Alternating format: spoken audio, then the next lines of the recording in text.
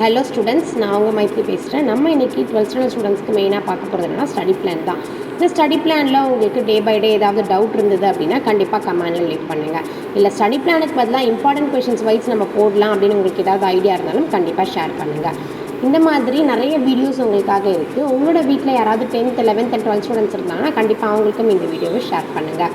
So இப்போ எக்ஸாமுக்கு எக்ஸாக்டாக பார்த்தீங்க அப்படின்னா 2 வீக்ஸ் தான் இருக்குது. இப்போ உங்களுக்கு ஒரு நம்மளோட தமிழ் நியூ இயர் வர்றதுனால ஒரு 4 days உங்களுக்கு ஒரு பேக்காக ஒரு லீவ் கிடைக்குது. அந்த லீவை ரொம்ப நல்லா யூட்டிலைஸ் பண்ணுங்கள். ஸோ அந்த லீவ்க்கான ஸ்டடி பிளானும் பார்த்தீங்க அப்படின்னா நாளைக்கு நான் உங்களுக்கு கொடுக்குறேன். ஸோ 12th ஸ்டாண்டர்ட் ஸ்டூடெண்ட்ஸ்க்கு ஃபிசிக்ஸ் அண்ட் காமர்ஸ் நான் இப்போ உங்களுக்கு எடுத்திருக்கேன். ஃபிசிக்ஸ்லேயும் இம்பார்ட்டன்ட் கொஷின்ஸ் இருக்குது, காமர்ஸ்லேயும் இம்பார்ட்டன்ட் கொஷின்ஸ் இருக்குது. ஸோ இதை எதையுமே மிஸ் பண்ணாமல் ஃபுல்லாகவே நீங்கள் படித்து பார்த்துருங்க. ஸோ ஃபிசிக்ஸை பொறுத்த வரைக்கும் உங்களுக்கு புக்கின் கொஷின்ஸ் உங்களுக்கு எடுத்திருக்கு. Day 9 இம்பார்ட்டன்ட் கொஷின்ஸ் பிளானில் lesson 3 and 4.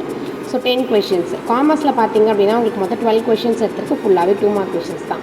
ஸோ நீங்கள் எதுவும் வரி பண்ணிக்க வேண்டாம். உங்களுக்கு ஏதாவது இதில் வந்து ஸ்டடி பிளான் ரொம்ப அதிகமாக இருக்குது, படிக்க முடியல அப்படின்னு ஏதாவது இருந்ததுன்னா இப்போ உங்களுக்கு அந்த 4 days லீவ் வருது இல்லையா தமிழ் நியூ இயருக்கு, அந்த லீவை நீங்கள் நல்லா யூட்டிலைஸ் பண்ணி ஃபுல்லாகவே நீங்கள் படிக்க ஸ்டார்ட் பண்ணிவிடுங்க.